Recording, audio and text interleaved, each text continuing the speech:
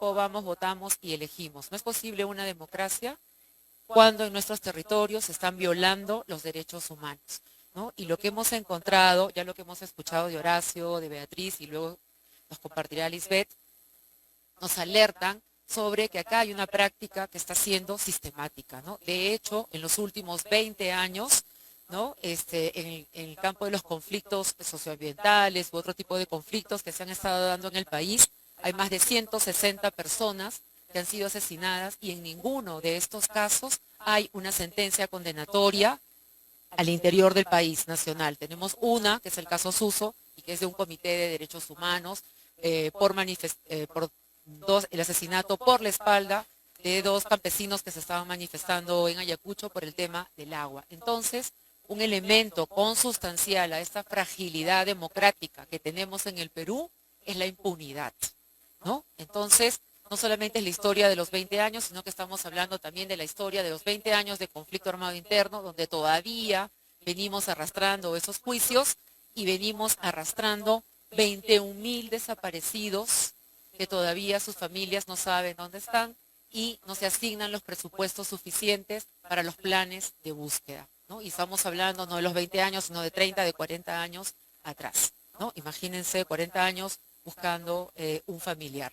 Entonces, en medio de este contexto, de esta democracia medio malaguosa, pero que creímos haber recuperado e hicimos un diseño institucional desde inicios de los 2000, nos dedicamos a crear, ¿no es cierto?, algunas instituciones, la práctica nos fue demostrando cómo esto no funcionaba, ¿no? Y cómo este tema de la aparente desarrollo económico y riqueza, como decía muy bien Beatriz, y se señala este modelo basado en el extractivismo, en realidad era riqueza, pero era riqueza para unos y no necesariamente había un tema de redistribución ni de la riqueza ni del desarrollo, ni tampoco de la posibilidad de escoger cómo quiero vivir, ¿no? Cómo cada pueblo, cada comunidad quiere vivir y desarrollarse. Eso no era posible para todo. Solo en algunas partes de alguno de los barrios de Lima la gente puede vivir como quiere vivir, ¿no? Los demás tenemos que vivir como se puede vivir, nada más.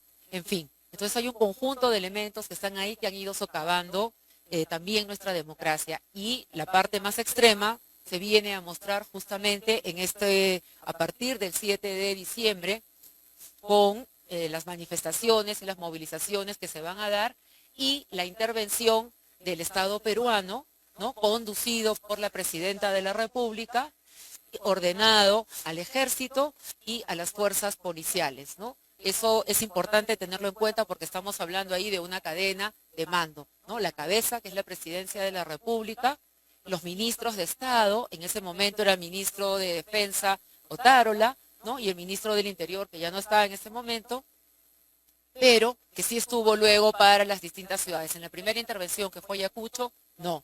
Entonces, tanto en Ayacucho como en Juliaca y en las otras ciudades, lo que desde la Coordinadora Nacional de Derechos Humanos señalamos tempranamente es que lo que había ocurrido allí eran ejecuciones extrajudiciales, masacres, ¿no?, que respondían a un uso desproporcionado de la fuerza y que también tenían que ver con privaciones de libertad arbitrarias, incluso masivas, ¿no? Hemos visto en los meses de enero cómo, por ejemplo, de pronto en una noche se podía detener a 200 personas porque estaban en una plaza y era como tirar una red, y en esos detenidos había niñas, personas con discapacidad, vendedores ambulantes, gente que estaba pasando, ¿no? La policía tiraba su red y caía todo, se trasladaban a la comisaría con el cuento del control de identidad, etcétera, ¿no? Un uso abusivo de este mecanismo del control de identidad.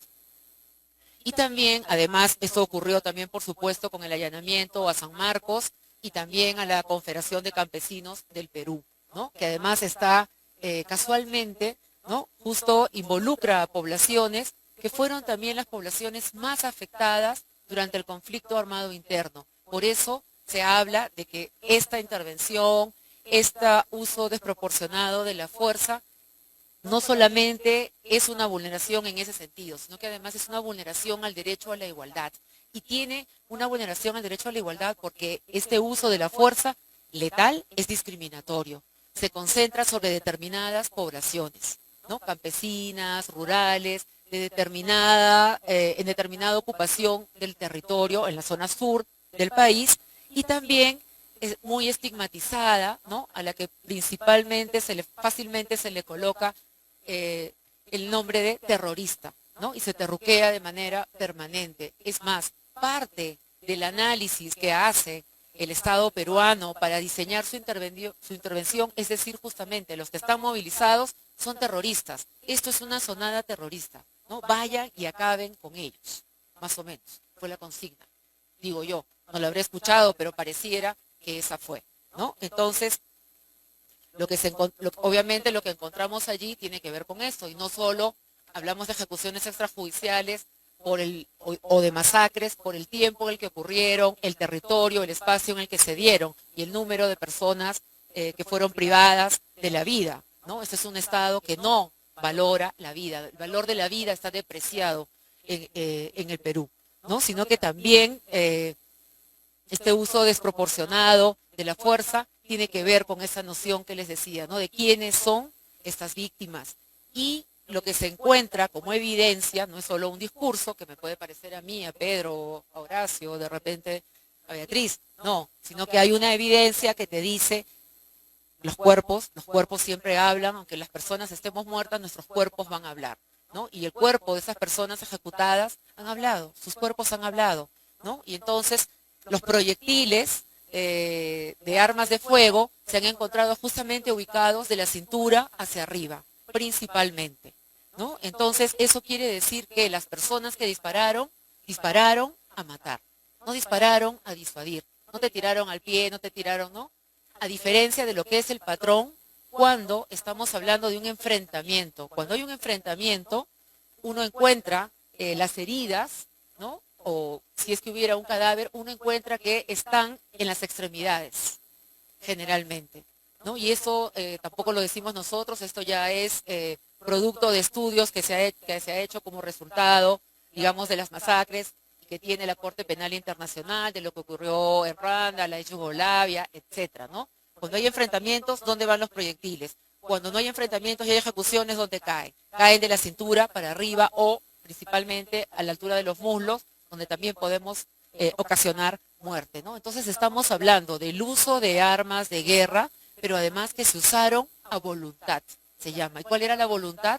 La voluntad era matar, ¿no? No era disuadir, no, fue a matar.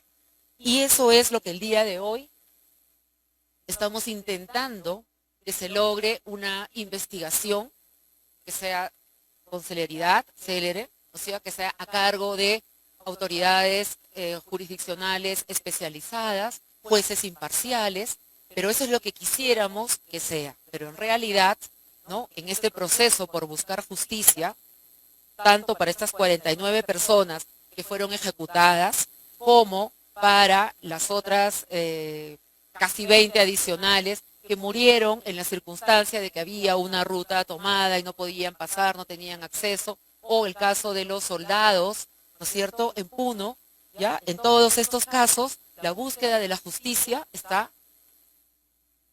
caminando contrariamente a lo que establecen las garantías del debido proceso. No está haciendo con la celeridad que debía ser. Las partes que han estado involucradas y que están siendo ordenadas judicialmente para que entreguen los planes operativos, las evidencias, etcétera, no lo están haciendo, ¿no? Y eso tampoco es nuevo, eso ya se dio con los casos que provienen del conflicto armado interno. Hasta el día de hoy estamos reiterando pedidos de información, ¿no? De quiénes eran, quién correspondía con avispón, camión, chocolatito, quiénes eran, ¿no? Esos efectivos militares con esas alias y que estaban en la zona del conflicto armado, y no tenemos información. Pues esto mismo está ocurriendo ahora. No tenemos la información que necesitamos para llevar adelante estos procesos y que no haya impunidad. Además, cuando ya se había logrado en alguna de las zonas empezar a avanzar con las investigaciones, caso de Ayacucho, que tenía Fiscalía Especializada en Derechos Humanos, la de Puno estaba más incipiente, es cierto, ¿no? Lo que ocurrió fue que la Fiscalía de la Nación decidió concentrar todas las investigaciones en Lima. Y concentrar las investigaciones en Lima quiere decir también que están más cerca del poder para husmear y poder ver qué está pasando en esa investigación. para controlar esa investigación, ¿no? Y por más que se dijo que eso no iba a retrasar, que no iba a significar que los familiares de las víctimas perdieran control sobre ese proceso, en la práctica no ha sido así. Se han retrasado más de mes y medio mientras se hacía el traslado de las carpetas. Los familiares no necesariamente pueden movilizarse todo el tiempo, tampoco están viniendo de Lima hacia las regiones con la frecuencia con que se quisiera para que esto avance, ¿no? Y el día de ayer ha sido 4, ¿qué día vivo? 4, sí. El día de ayer hemos visto una resolución en el peruano que ahora sí se han creado, ¿no? Se han creado cerca de 15 fiscalías de derechos humanos a nivel provincial y superior, ¿no? Cusco es una de las provincias donde ahora se ha creado una fiscalía especializada en derechos humanos e interculturalidad, ¿no? Van a tener un fiscal de esa especialidad con 2 adjuntos y 2 adjuntos más temporales, ¿no?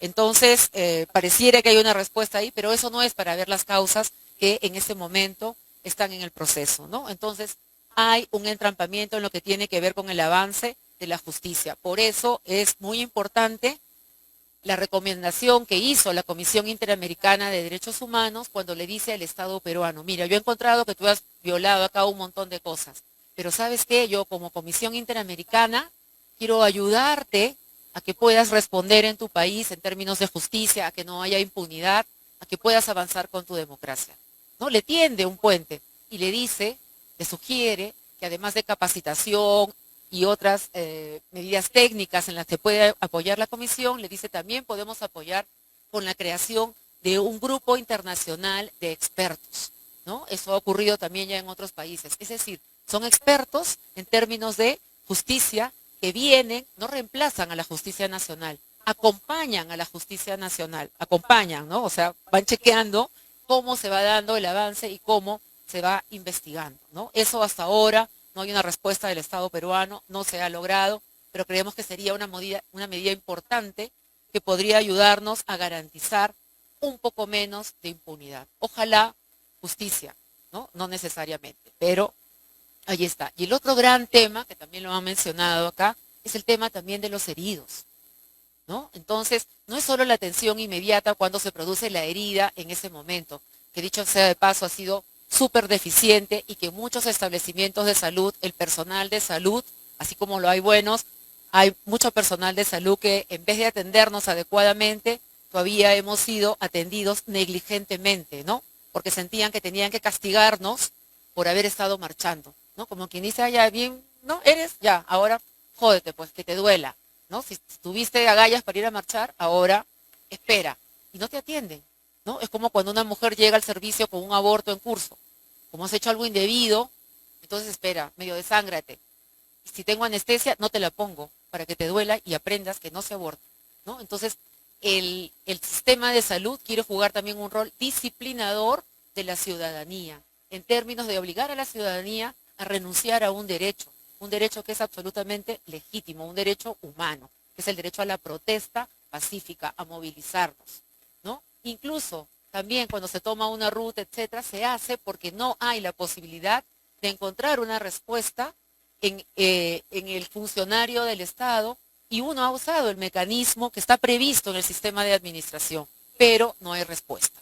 Y todo esto se agrava con la desinstitucionalización de la democracia, ¿no? Hemos visto cómo día a día vamos perdiendo cada vez un ente supuestamente autónomo del sistema de la democracia. El modelo de la democracia representativa se basa en un sistema de pesos y contrapesos. Te controlo yo un poco, tú me controlas otro poco, etcétera. Cuando esos contrapesos se quiebran, que es lo que tenemos ahora, y tenemos un superpoder, que es allí el Congreso, y controla, ¿no es cierto?, el Tribunal Constitucional, controla la Defensoría del Pueblo, controla la Fiscalía, porque querramos o no, hemos visto cómo han inhabilitado a una fiscal por hacer ejercicio, ¿no?, de su función jurisdiccional. La Fiscalía no ha dicho nada. La Corte Suprema en pleno, que debía pronunciarse, tampoco ha dicho, mejor no me pronuncio porque si me llega el caso, pero hay formas de pronunciarse, ¿no? Entonces estamos viendo cómo cada día vamos perdiendo cada uno de los espacios que aseguraban la democracia. Solo nos quedan los órganos electorales, pero ya hay propuestas de ley también para perder la posibilidad de que esos órganos electorales sean autónomos. Y eso sí que sería ya nuestro último acabose, porque cuando controlen eso probablemente nos digan, quieren elecciones nuevas, ya generales, ya listo, hagamos las elecciones, porque van a tener control sobre el resultado de esas elecciones, ¿no? Entonces, creo que el escenario es un escenario muy triste, ¿no? Muy preocupante, pero justamente un escenario de esa naturaleza es lo que ha hecho que el día de hoy tenga más fuerza, ¿no? La preparación para la tercera marcha o toma sobre Lima, aunque quienes estamos viviendo en Lima decimos, esta no va a ser una toma de Lima porque Lima va a estar en la toma, ¿no? Lima se está organizando y también se va a movilizar, ¿no? Y tratando de quebrar esa dicotomía entre regiones y Lima, que yo creo que se dice más bien porque en Lima está sentado el poder económico, el poder político, pero muchísimos y muchísimas de las que vivimos en Lima, pero nuestro origen es en realidad también en las regiones, ¿no? Yo, por ejemplo, soy vecinita, un poquito más acá arriba, de Arequipa, ¿no? Entonces, pero uno vive en Lima, ¿no? Ya con los años nos hemos ido desplazando. Entonces, los limeños también se han dolido cuando les han dicho eso. Yo creo que ahora sí la movilización va a ser mucho más masiva y lo que tenemos que lograr es advertir al Estado que vamos a estar vigilantes, ¿no?